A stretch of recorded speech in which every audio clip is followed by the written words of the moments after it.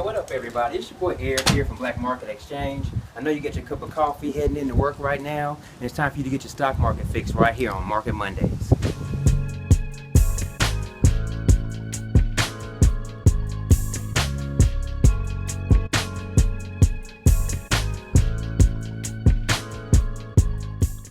Good day, investors. Welcome to another episode of Market Mondays. Today is February 23rd. We like to go ahead and get into the show, but we want to make a brief announcement in terms of what Market Mondays is about. Of course, we're sharing market information, but something that you really should take from it is an educational opportunity out of it.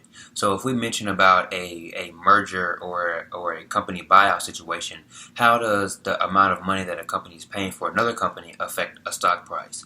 If a company is spending money on some kind of technology or some kind of initiative, whatever, how is that affecting a company's stock price?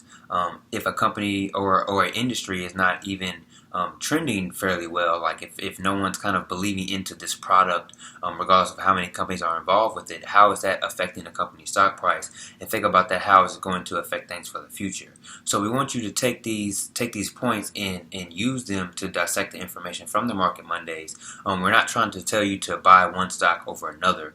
We just want to show you what's going on in the market and be able to take that information in so you can develop your own interpretation of how that's going to affect a company's stock price and how you can take advantage or not take advantage of something as an investor. So this week we're going to go ahead and get into it. We're going to talk about what's going on with Walmart, the 3D printing industry, as well as highlight a few companies in that area.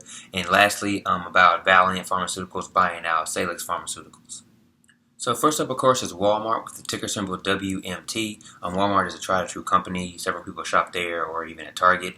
They recently bumped up their minimum wage to $9 an hour as for new hires, and next year is actually going to increase to $10 an hour. A lot of their employees have been unhappy with their wage rates, particularly because of the demand that they like from their employees. Hey, Dragonfly. Think I can get the $80 you owe me now? Silence! Silence! I ain't got no money, pa. It's kind of like an Amazon situation where they have a lot of employees doing a lot of work, and some of the employees are just kind of unhappy with the conditions.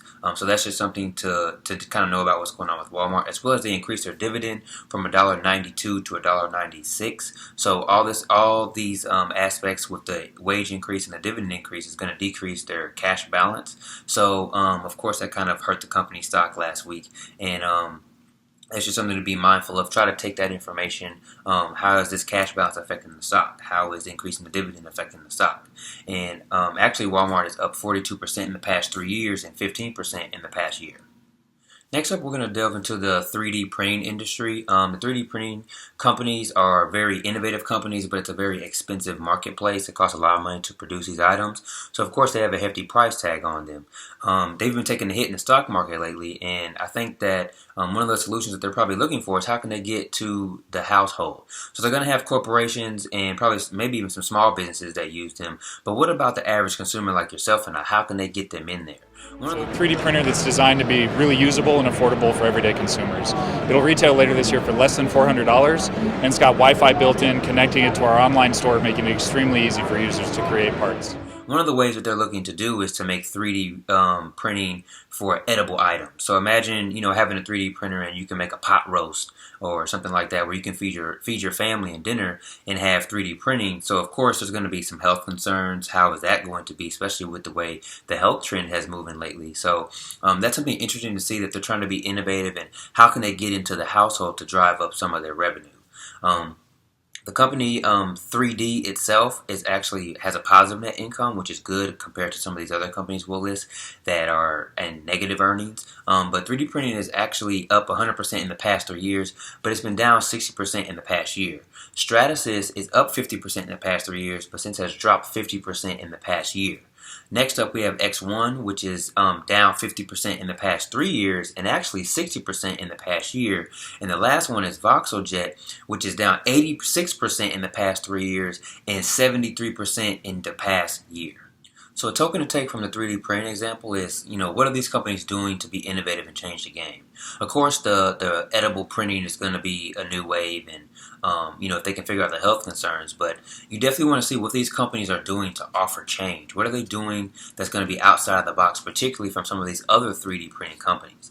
And that's going to be what's going to help you as an investor decide maybe which one to buy if you choose so, as well as what your take is going to be for the long term. Because right now, if there's so much interest in a negative direction, everyone's selling. So maybe this might be a time for you to buy in. But should you buy in? And if you're buying in, what are you buying into? What is the brand? What is the innovation and the belief that you feel that a particular company is going to have for the future? Lastly, we're going to talk about Salix Pharmaceuticals under the ticker symbol SLXP. They recently agreed to be bought out by more than $10 billion from Valeant Pharmaceuticals, which is under the ticker symbol VRX. Valeant is looking to add to their gastrointestinal drug profile, and Salix Pharmaceuticals seems to be the best option for it. The price comes out to be about $158 a share, and Salix actually increased by about 5% to almost that $158 range. So that's something to be mindful. Whenever these mergers and acquisitions happen, usually whatever the price that the company is being bought out for is, the price, let's say the $150, that stock price is usually going to move into the direction of that price. What was that? Oh, this just in. Looks like Valeant's actually going to buy Salix Pharmaceuticals for over $14 billion instead of $10 billion. Getting a whole lot of Benjis out here, because investors are looking, to capitalize on it. So now Valeant is notorious for buying out other companies. They've actually bought Bausch and Lomb out, which is very big in eye care, especially if you go to your local retail pharmacies and see the contact lens solutions, things like that. So that's one thing to consider when you're looking at Valeant. They continue to buy all these companies up. What are they trying to do? And are they trying to become like a medicine healthcare powerhouse? And when they buy these companies out, it actually helps them because they're going to reduce costs on the research and development, or also known as R&D, because they already have facilities. They can combine things up, but they're going to increase profits on the back end because they're bringing in a whole new realm, a whole new spectrum. So that's how you want to view things as an investor. Now, Salix is actually up 200% in the past 3 years, and it's had a gap down late last year of $50, but it since has corrected.